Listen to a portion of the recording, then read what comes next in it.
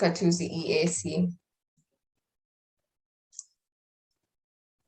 No, Esther, we don't have an EAC. We have an events coordinator. She's not currently here though.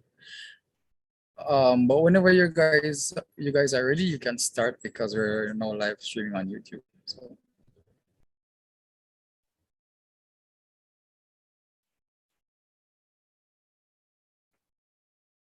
Hello, everyone. I'm Mari Brown, your host for today. And words can't encompass the symbolism of how honored I am to be a part of this event. I consider every step towards mental health advocacy, awareness, and wellness for students, young people, and humanity as a whole a step towards the right direction. Mental health advocacy and suicide prevention are things that beckoned to me in high school to join the campaign, join the cause, and I've not looked back since then. And for my part, I just want to welcome you all and hope that you'll walk away today feeling a little more motivated and inspired than you did yesterday or this morning. So without further ado, I'd like to invite Miss Oksana Watson, Vice President of the UE Careers Club, to start us off with prayer.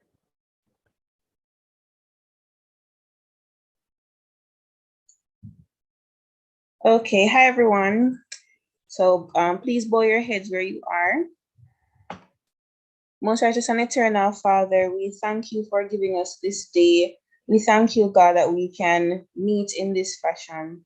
Lord, I pray over the proceedings. I pray that they will be done as you wish. And I pray that it will be a smooth meeting and we will all leave feeling fulfilled and better able to deal with our mental health. In your name I pray, amen.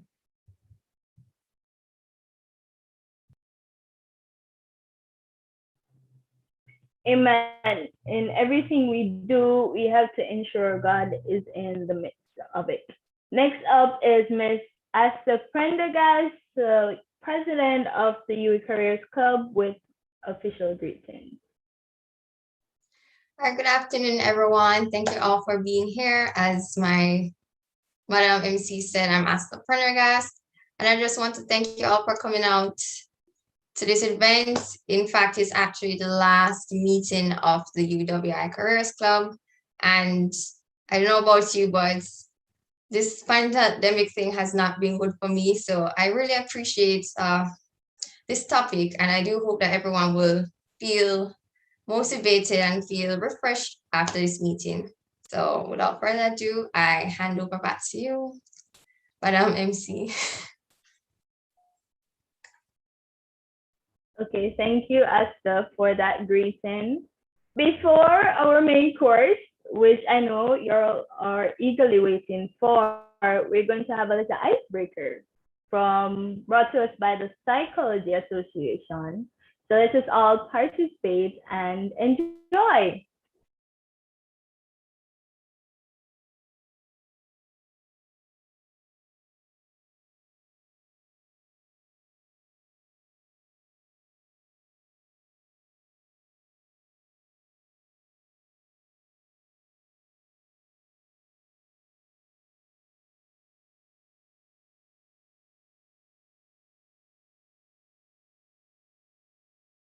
All right, hi everyone. Hi. I'm Tasha G. Miller. I am the events coordinator. Happy to see everyone today. I hope that you're all doing well. All right, so our little icebreaker for today, it's hangman. And our little topic, I tried as much as possible to incorporate our topic, which is depression. So basically what will happen is that you guys will just hold on.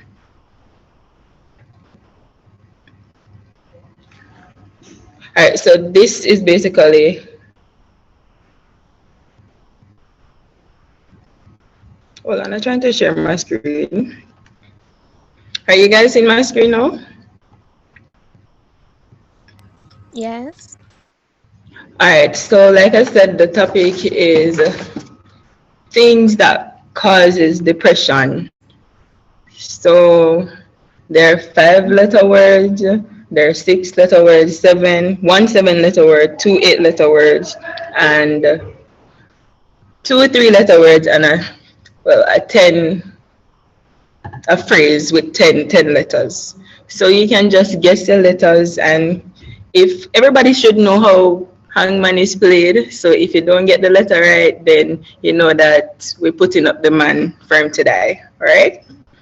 So the first one, so let's go. So you got to open your mic because I'm not seeing in the chat. So things that causes depression. Stress? So remember, you'd have to give me the letter, you know. Oh, Jesus. S? Yes. Yes. All right. So that's one. Come, guys. Open your mic and just throw out the letters.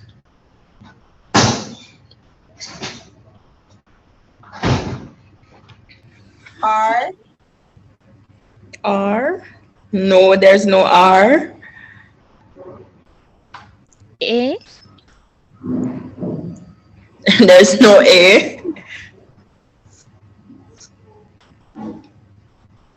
Come on, use up the vowels. E? What you said, E? Yes, I did. Okay. All right. A. Come on, guys. I only hearing one person participating.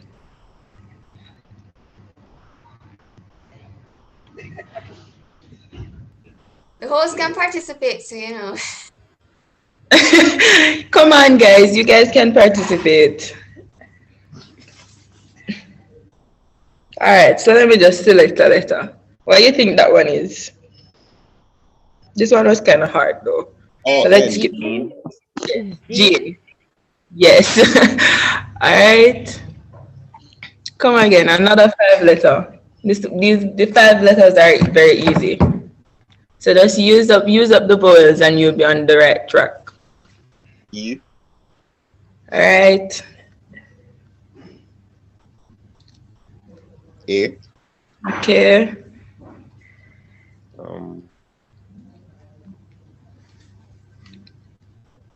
N. No.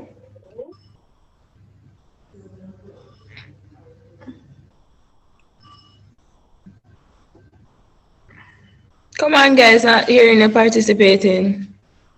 I. G? Oh. I. No.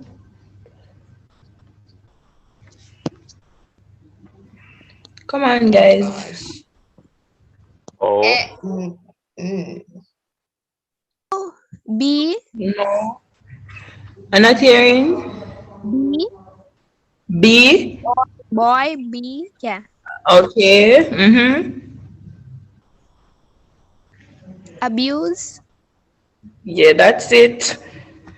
All right. So we did 2 more.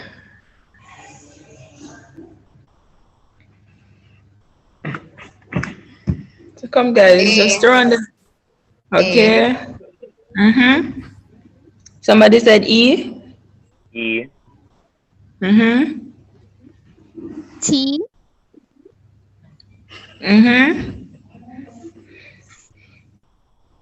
Is it death? Yes, it is. All right. So this is a 6-letter one. Okay, so E. Okay. A. No. O. No. I. No. He's gonna die before we guess it, I think. I don't know. L? No.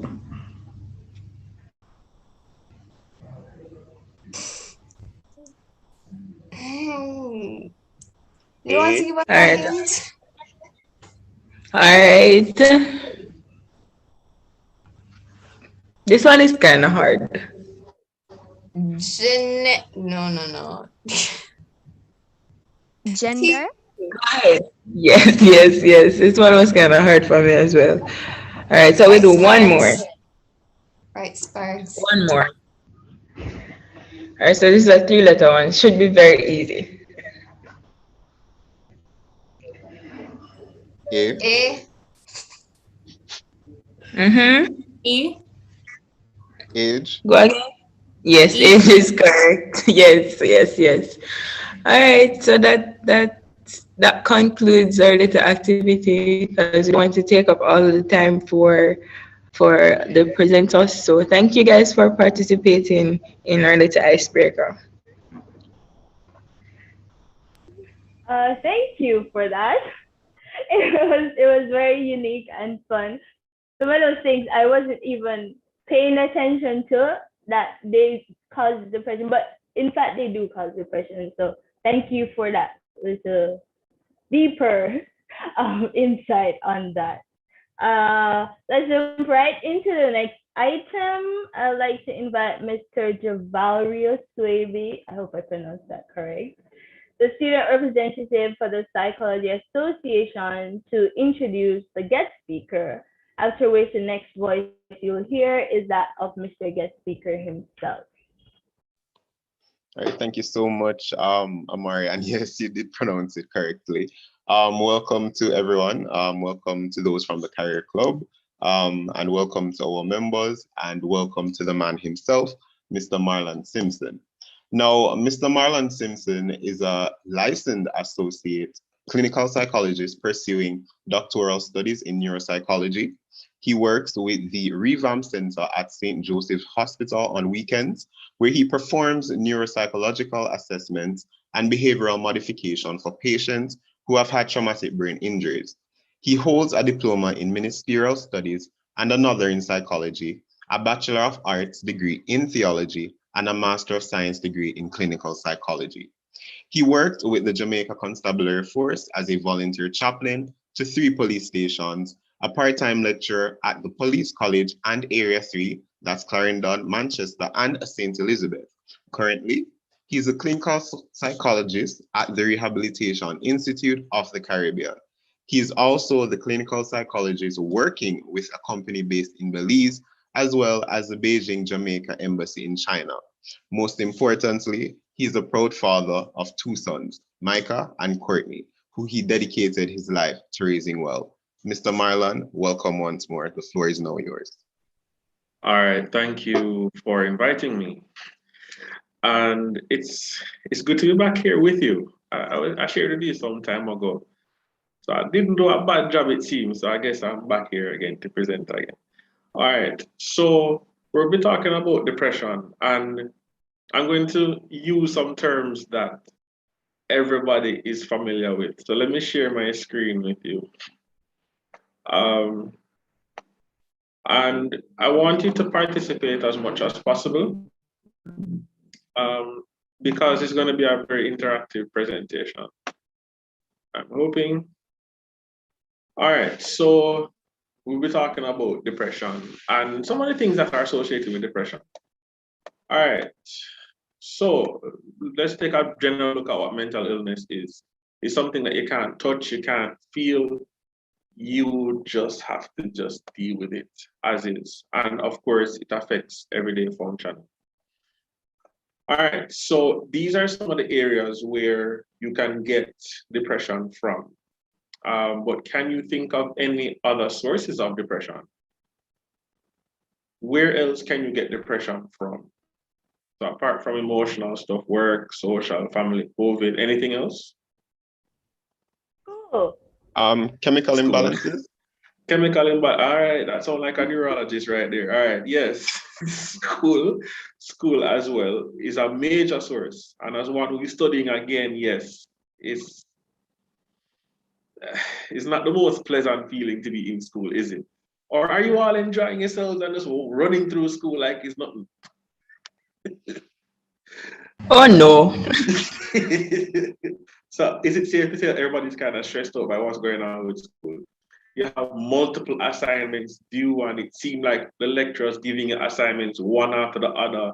You have this to do, you have that to do, plus you have your own personal life to deal with. Of course, you're going to feel depressed. Right?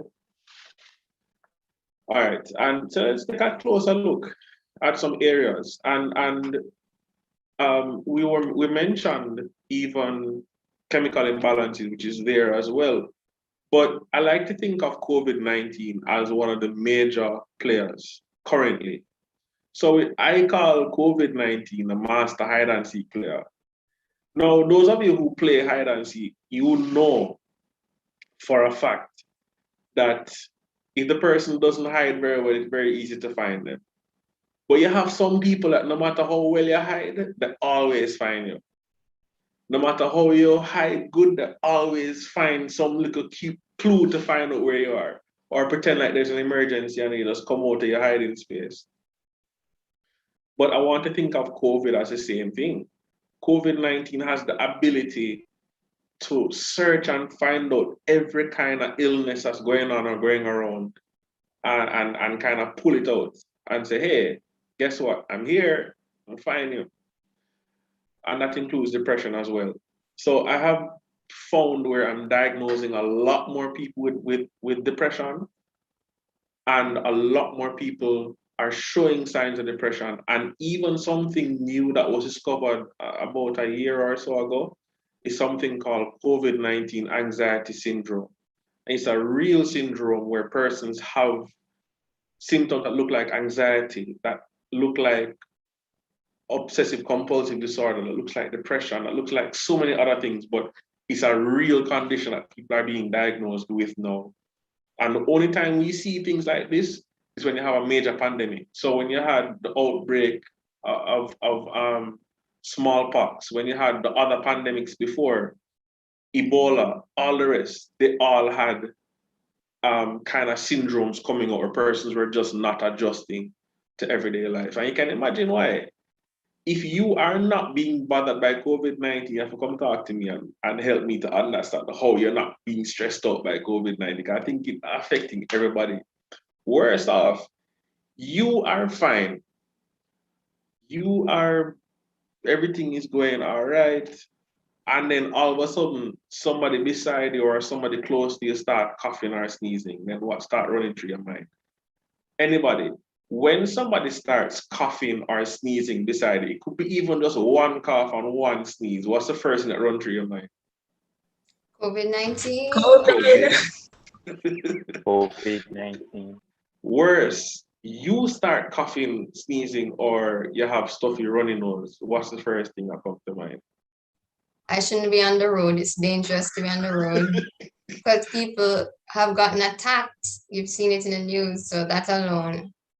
Yeah, and a part of it is COVID anxiety, where persons are freaking out over the simple things, and they're like, "No, man, I don't like how this look. This look really scary," and so we tend to behave badly. But the thing is, as we look at COVID affecting people, one of the other things we have to bear in mind is that people who have depression and other things, even caused by COVID or made worse by COVID, you don't always see the signs and symptoms. So we're going to do a little exercise, and I want to see how you respond to this. No, it's not related to depression, but I just want to bring a point across. All right. So here's the question. These two ladies are wonderful, wonderful people. Which one has a mental illness? Now, I want you to take off your psychology hat, take off your reasoning skills and say you need more information and you need this and you need that. Just plain old take a guess. Who has a mental illness and what do you think that mental illness is? Sorry? Sweet housewife. Sweet housewife, what? What do you think she has? She's smiling at What something. I think she has? I think she has, I'm going to just go with depression. And I say that because sometimes persons who smile the brightest are the ones suffering the most. So I like that reasoning. I like that. Objection. He said you must take off your psychology hat. That was reasoning. So I the don't have a first, psychology hat on. take off your mental health advocate hat and say the old lady, because that's who we associate mental illness with as they get older. You know, sometimes they expect their dementia to kick in. So Alright. that was my first thought. So old lady, sweet old lady has Alzheimer's disease, all right. And she fits the profile. She looks like she's well up in age, and therefore it is Alzheimer's disease. But Amaria was saying that sweet housewife have depression because she's smiling and she's not supposed to be smiling like that. Or people who smile have depression. All right, I like the reasoning so far. Anybody else want to take a guess as to who has a mental illness and what it might be? I can't say for sure what mental illness I'm going with the sweet housewife too, because I think that probably she'd have more reason to have depression. You know, you have kids and all these things, husband, everything to take care of, and probably, you know, she probably not get no help. So quote unquote, that's why she probably the sweet housewife. So she, you know, play it cool. So that's my take on it, because she has a lot. All right, so it may be stress related. All right, cool. And it could be schizophrenia too, because sometimes when you have so much going on and you're not talking, it can bring out something that's already there. Let me take one more person's opinion on who has a mental illness before I reveal the answer.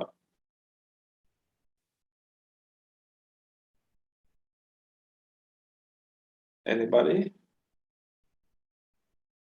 The old lady. All right, what do you think the old lady has? As somebody said before, I would say Alzheimer's, as well, because I think she fits the profile as well. Because I mean, she has the look, she has the age, she look like somebody who has Alzheimer's disease. And I like the reasoning so far. And the reason why I like the reasoning is because sweet old lady looked after retired persons and housewife, of course, housewife and mother. But guess what? She's a convicted murderer. She never looks right in her face. The plot thickens. I did not see that coming. She even killed her boyfriend and 8 other persons by overdosing them on drugs. And then, as you see there, she wrapped them up and buried them in the backyard. Right. See? We can't judge a book by its cover. So it's not Alzheimer's, actually, is it? Somebody said it a while ago, though, that the plot thickens. She also has a mental illness. She killed her husbands, plural, her mother, sister, grandson, and her mother-in-law. So See, I tell her those people always have something to cover up with those smell. Always kill the husband. When you see how much husband she killed, though. So I did this. Probably poison them pie or food and kill them. No, actually, I kind of wanted to spare the details, but she did hack them to death, each and every one of them. Yes. So we're saying that sometimes what we see is not necessarily what the reality is. So it looks like one thing, but then guess what? It's definitely not the same thing. And so it can confuse us or throw us off. Now let's look at some true or false statements. Depression and anxiety is just things that we go through every day, because you hear people saying, I'm feeling depressed today, I'm feeling anxious, I'm feeling whatever the case may be. So true or false, depression and anxiety are simple phases of life. Can I just take a guess? Yeah, sure. I would say true. To a certain extent. We all face depression and anxiety in our everyday life, but some, I think it varies to like the different degrees. Because some we can resolve on our own. I think somebody was also saying that when we go through things such as depression and anxiety, that they resolve on their own throughout our lifetime. But it can be a case where it develops into something that it becomes chronic, and that's when you would need to definitely seek help. That's true. And I appreciate that. By the way, can somebody monitor the chat for me, because I'm not able to. I don't want to disturb this. I'm looking at the chat. Anybody else? True or false? Depression and anxiety are simple phases of life. And Jovalrio gave us a very accurate answer. Anybody else? I don't know if I would agree with the simple phases of life, because I don't think they're actually simple phases of life, because persons really go through these things and it really mess them up like really bad. So I guess what we think can be simple for us, or I guess what happens to me and I'm okay, it happens to somebody else and it tears their whole life apart. So I don't think I'd say simple phases of life. All right, good. Thanks for that. Yeah, it is actually false. And depression has to last for 6 months or more for you to get a proper diagnosis. So it's 6 months, 3 or more days per week of multiple symptoms, including hopelessness, sadness, change in how you appreciate things of life, various things. All right. All right, so next question. Depression lasts for a few days, then can go away for a long time. True or false?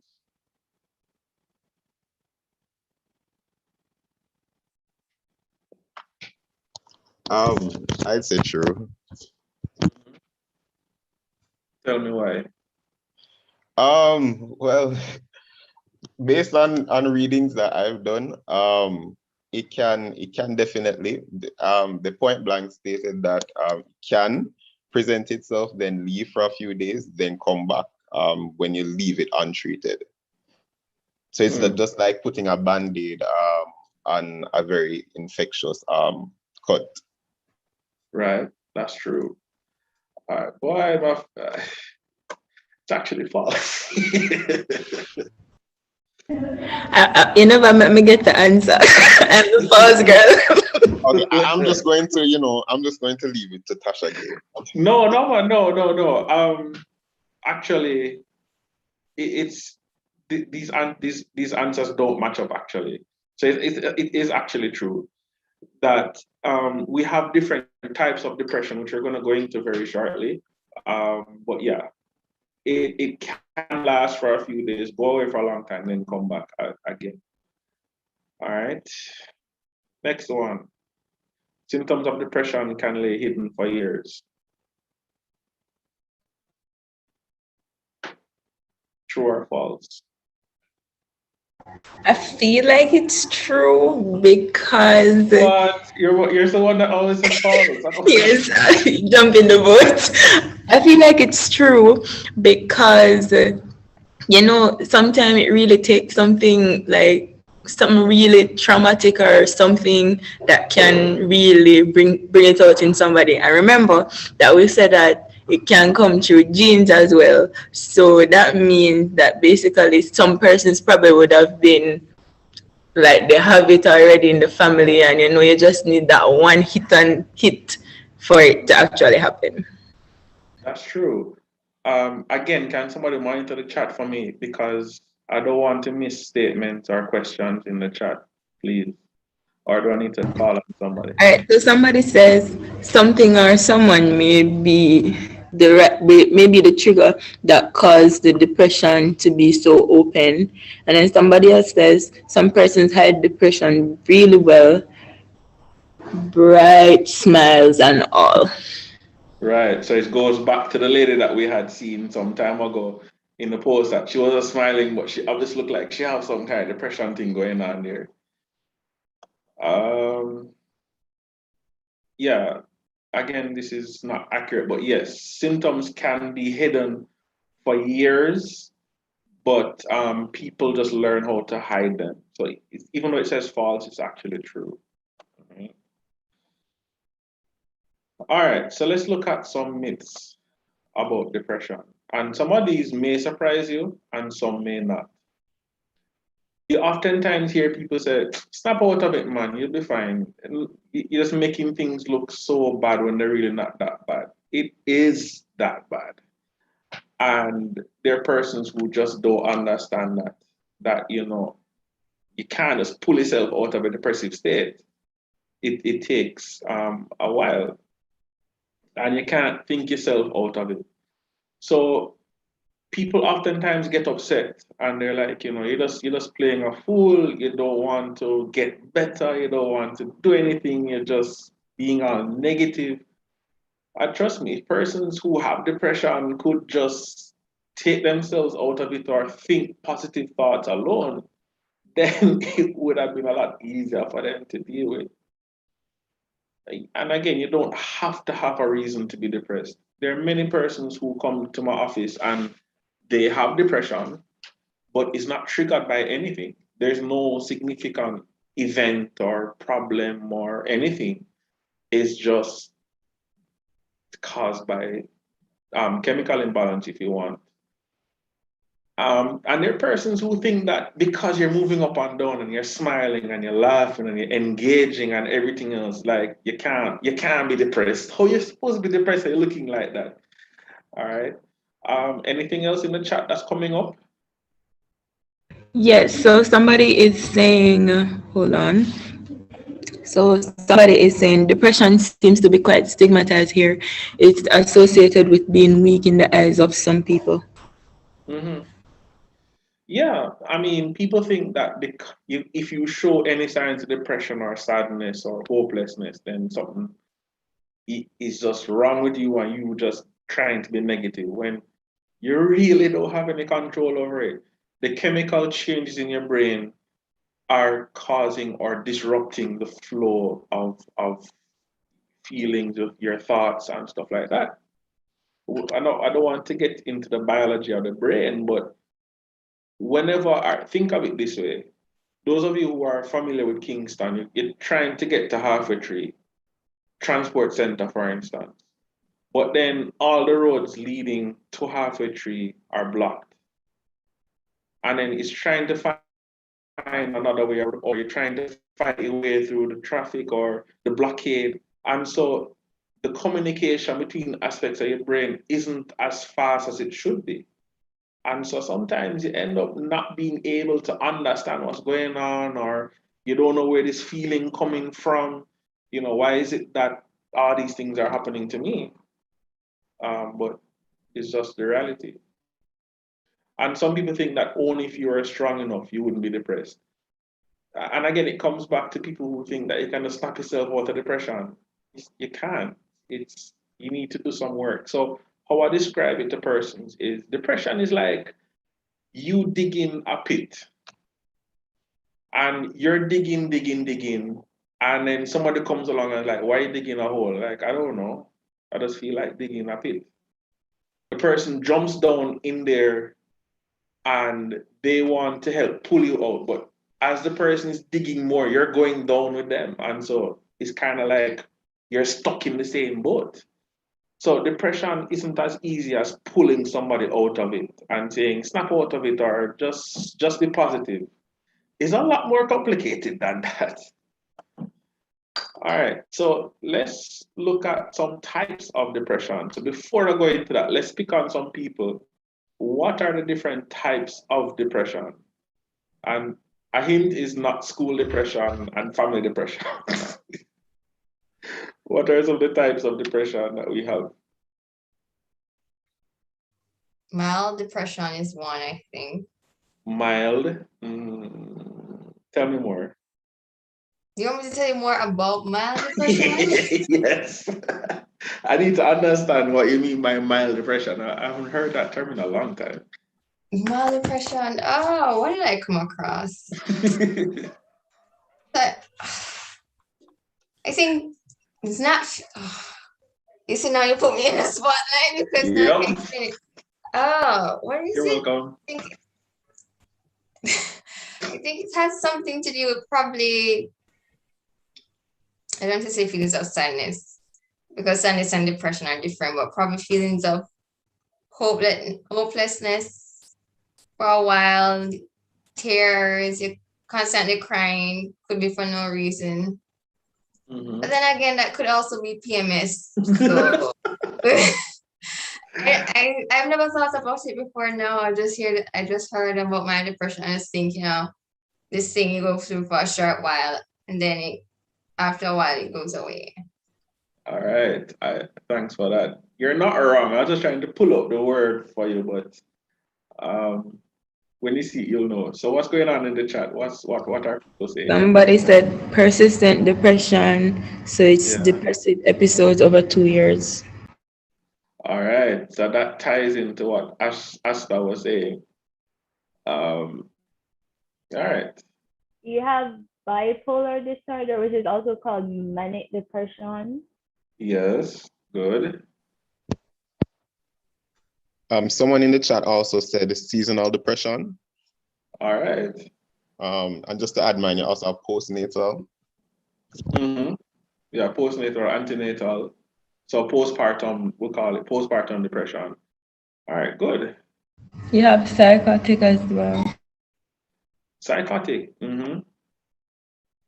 All right, so here are the formal names of what you have been speaking about. So disruptive mood dysregulation. So these are kind of like aggressive outbursts. So you start shouting at somebody. No, I want you to bear in mind, if you're shouting at people, it doesn't mean that you have this disorder. It's just saying that these are some of the symptoms that come out of it.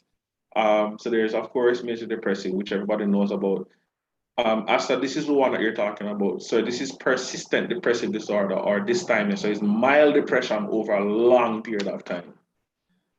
And then we have others that are unspecified. So we don't have a name for it.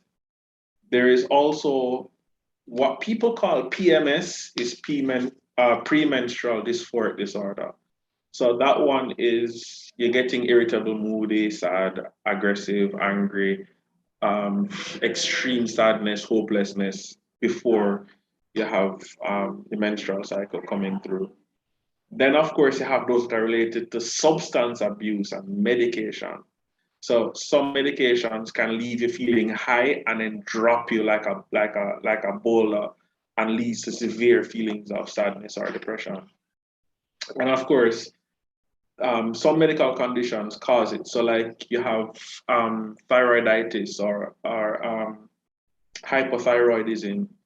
So your immune system may be attacking your thyroid, and so it leads to depression. So one of the first things I ask persons who come in is, if you're having depressive symptoms, when was the last time you had your thyroid checked? And just look at me like, what does that mean? I'm like, sometimes when you order the test and test comes back, they do actually have a thyroid issue, which triggers depression. And of course, you have postpartum depression, as we said before. So this is just a few of them. So one of the things that we wanted to point out is that we have to find a way to remain connected to each other, even though we're distant, because depression affects everybody in one way or another. And if you didn't guess it before, I am formally diagnosed with major depressive disorder as well. So that's one of my challenges as well. So even as a psychologist, I have depression. You didn't see it, right? You didn't think that I had depression. I feel like everybody have depression. Well, especially during no, right? Or some sort of anxiety. There we go. But the thing is, you can have depressive symptoms, you can have anxiety symptoms, but not have a diagnosis or not diagnosable. So that's something that's important to remember as well. All right, so we don't talk about mental illness much here in Jamaica. Well, it's increasing now, but we don't really talk about it. So finding somebody who you can talk to about things that make you upset or sad or uncomfortable is going to be very important. And as I say, I put there, you have a pet. Now, my dogs, every time they see me coming toward them, they start growling at me because they know I'm coming to complain to them about some problems I had in the day. But it actually helps because if you can't find somebody who you say you can trust, you can talk to these dogs, have full-on conversations, make them nod them head at you and write down some notes and say, yes, how does that make you feel? But it's literally just finding someone or something to do to ease it. Journaling goes for both males and females. And I find that it works equally well with people. So playing a game outside, journaling, writing down what's going on, it helps some persons. Now, of course, the symptoms go unnoticed simply because people don't talk about them or show them. So they're smiling, they're laughing, they're talking, but deep down, they have a lot of things going on, right? There was somebody who came to my office once and she was laughing, she was smiling and everything. And she said to me, everything is so fine now. I was so depressed before and now I'm good to go. I've cleaned up the room and I had to carry her to the hospital right away. He was on the verge of committing suicide. So sometimes people mask their feelings, their sadness, because they don't think people are very comfortable talking to or understanding what they're going through. I hear it sometimes. What's going on? Why are you feeling sad? This and this happened. Hush. Or you'll be fine. Or don't worry about it. Pray about it. These different statements shut people down faster than how you allow them to open up. Yeah, so we have to be very careful about statements. We can't ask somebody what's going on, and then we shut them down with a statement like that, like, hey, you'll be fine, kind of thing. What's going on in the chat though? I see like the chat is blowing up, man. I like this. Oh, it's not blowing up. All right. So I was saying, all right, somebody was saying that the dogs have had enough. I said, I can't believe that I'm hearing this from a psychologist. So it's as if a doctor gets sick and has to go to the doctor. Then I said, and it just shows you that we are simply what humans. Also, they see themselves as a burden. Somebody was saying that in relation to what you said last. Right. Thanks. And I mean, people think that psychologists don't get sad or we don't have challenges or whatever the case may be, but we all do. Sometimes I have to go for my notes. Oh boy, if I had $1 for every time I heard that statement, why you read the notes? How you depressed and you have notes? Go and read the notes on depression and get over depression. It's not that easy. All right, but stigma also prevents people from getting the help that they really need. So you're going to a psychologist, you're going to a doctor. Why are you going to a doctor? Nothing wrong with you. I mean, you'll be fine. Just chill and breeze out and don't make it look so bad. And so people stay there and they suffer and they become so burdened and they become overwhelmed simply because they don't think that they can really talk about the issues that are bothering them. And of course, one of the ones I love to share and tell persons, whether in session, in presentations, otherwise, stop listening to the news. Stop listening to what this person or that person to say about the vaccine and the anti-vaxxers and the vaxxers and how COVID is mutating and how you can catch it through voice notes now and all these things that I'm hearing out there.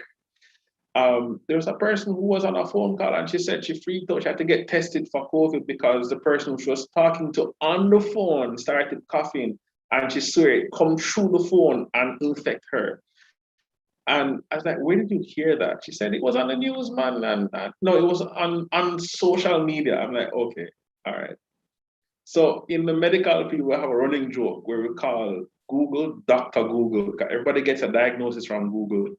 So a person may come to my office and they say, boy, I'm feeling a coughing and a sneezing. And when I Google it, they say I have cancer and I have 2 weeks to live. How will I survive? Kind of thing.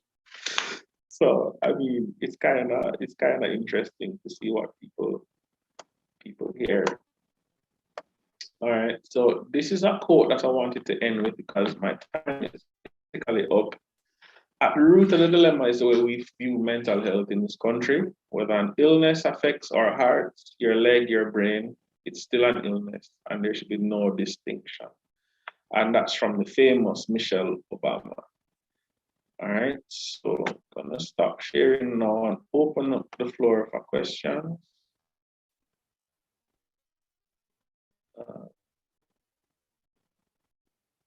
Yeah, man, Google tell you the worst thing, trust me. All right, so my question first. All right, so now that we realize that COVID is really a factor in depression, how do you go about advising someone, or how do you tell somebody to go about, trying to cope in the pandemic? All right, so telling them how to cope in the pandemic with depression. I'm understanding the question, right? Yeah, in terms of, managing life here and there, basically. Oh, easy. Go on and talk to a doctor, something wrong with you. That is the answer that many persons get nowadays. They're quick to run you and tell you to go and get help or to see a professional because something is wrong with you, or maybe you need medication, when a lot of people simply need a listening ear. And listening ear meaning that you actively sit down and listen to the person. Avoid statements like why, or, again, you'll be fine, or forget about it, or stop the foolishness.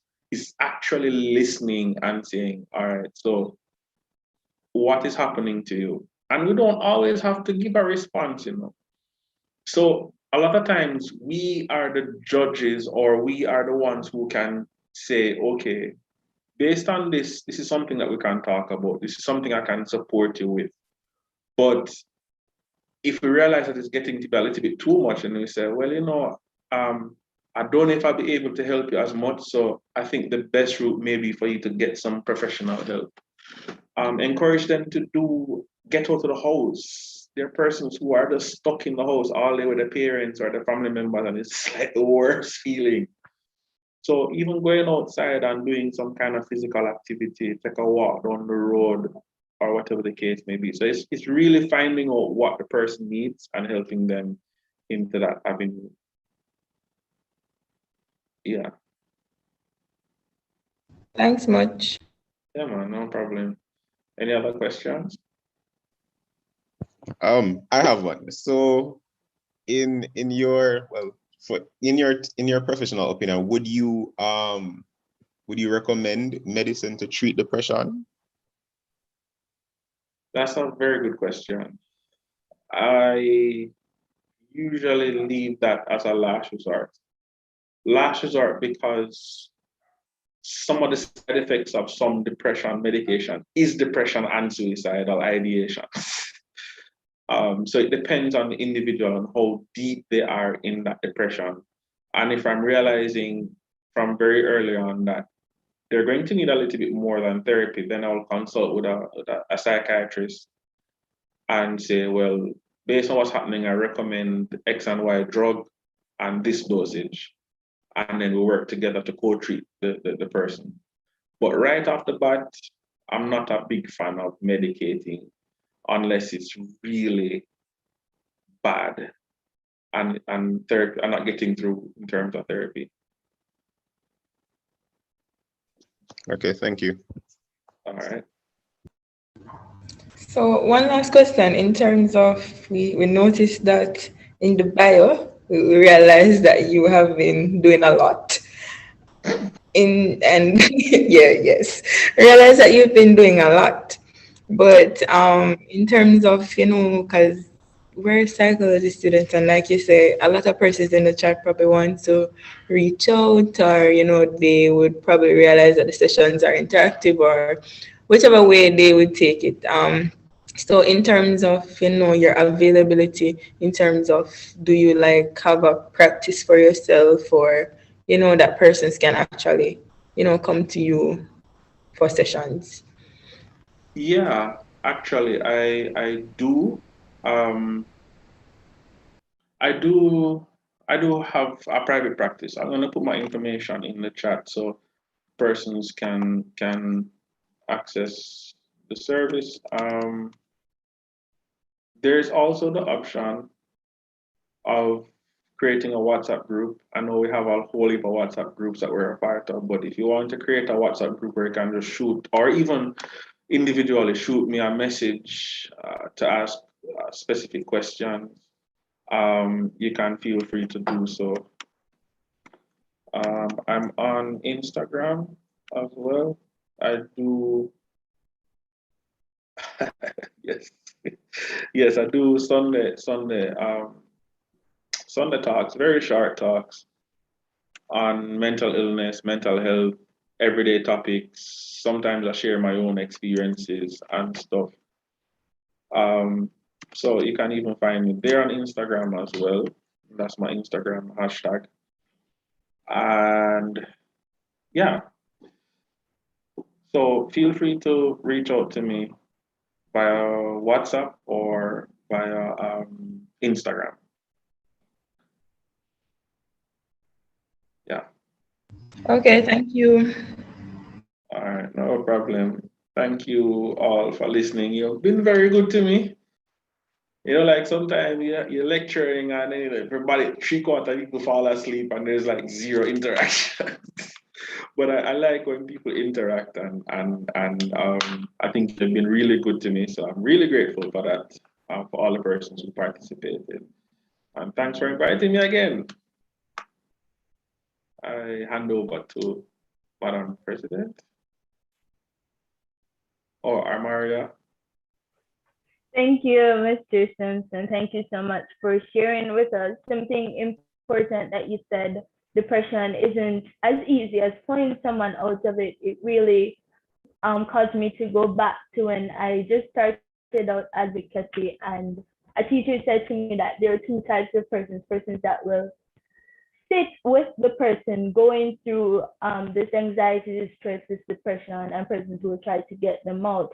And saying that no, it isn't as easy as getting someone out of depression, it really resonated with me, because sometimes some persons really, they don't want advice, they don't want you to tell them you'll get over it. And though sometimes I'm guilty of telling person that it will be okay, because I just think that this optimistic vibe will help them. But sometimes they just want to know that you understand and you are here for them. I just want to thank you again for that wonderful presentation. I really learned a lot from it. Okay. Thank you. Moving, yes, thank you, sir. Moving right along, I'd like to invite Ms. Jada Miller, who will be doing the vote of thanks. Afternoon again. We'd like to thank you for a very informed session about depression and the importance of our well-being. We also appreciate you sharing the ways people can cope with depression, especially in this period of uncertainty and stress. So thank you.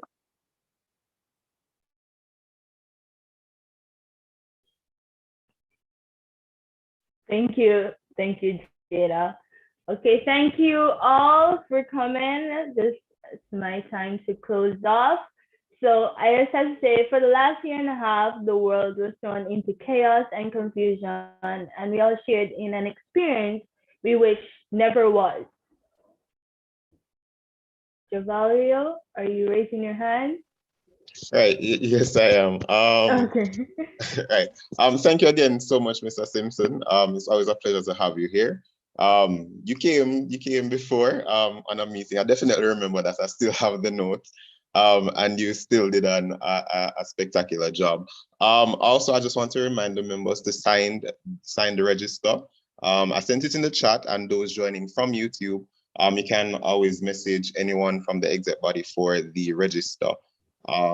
But yes, that's what I had to say, Amaria. Thank you. Okay, I was just continue. So we all shared an experience we wish never was. Depression, anxiety, panic attacks, and stress levels skyrocketed because of major adjustments we had to endure and the consequences of those adjustments we had to simultaneously suffer from. I just want to say it's okay to not feel okay for a while, but it's also important to know that you're the writer, director, producer, and actor of your own movie. And so we must go on. Surround yourself with persons who will elevate you mentally, and never forget that none of us ever walks alone. We may feel alone. In fact, we will feel alone, but even in the crushing grind of isolation, we aren't alone. Thank you all for joining us. Thank you for being here today. Thank you for just being. Have a great day, everyone.